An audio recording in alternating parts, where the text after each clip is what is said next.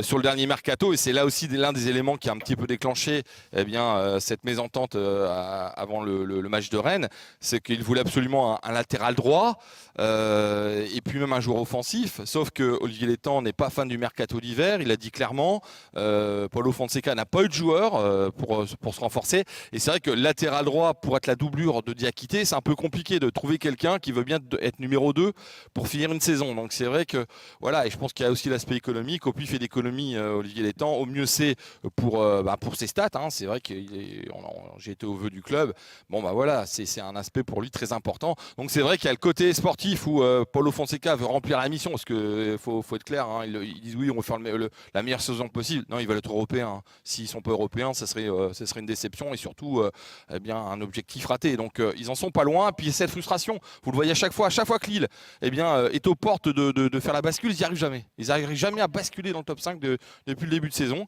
Voilà, donc on sent qu'il y a un peu de tension. Il y a aussi il y a eu quelques petits reproches en interne sur le nombre de blessés.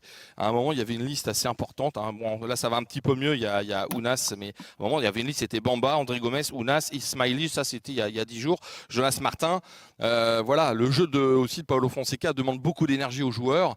Et il y a un peu de casse de temps en temps. Donc, il y a aussi un peu de tension à plein niveau. Alors, mais voilà, mais le jeu de Lille est intéressant. Lille n'est pas mort et Lille peut encore faire des choses vraiment très intéressant sur la suite de cette saison. Après, oui, c'est pas le. Vas-y, ce qui est intéressant, Gibaud, c'est quand même toujours l'attitude des dirigeants.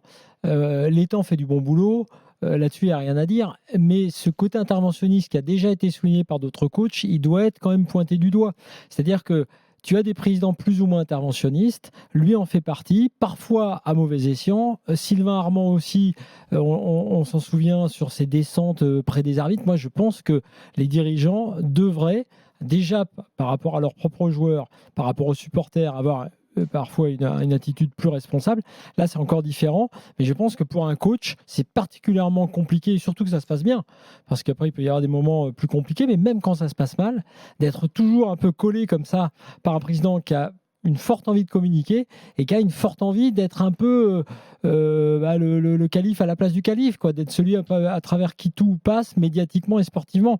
Donc je peux comprendre que pour un coach, il veut tout contrôler, c'est son gros défaut. Oui, je pense que, je ne sais pas si ça évoluera, parce que finalement c'est un jeune dirigeant, Létang, qui a déjà fait plein de choses, et moi on l'a déjà eu ici, on a déjà parlé de plein de choses hyper positives, y compris sur le travail, le recrutement, etc., dans les différents clubs où il est passé, mais en l'occurrence je pense que ça c'est quand même un des défauts majeurs, où que ce soit d'ailleurs en France ou ailleurs, des dirigeants, et à Lille notamment, puisque ça a déjà été montré et pointé du doigt.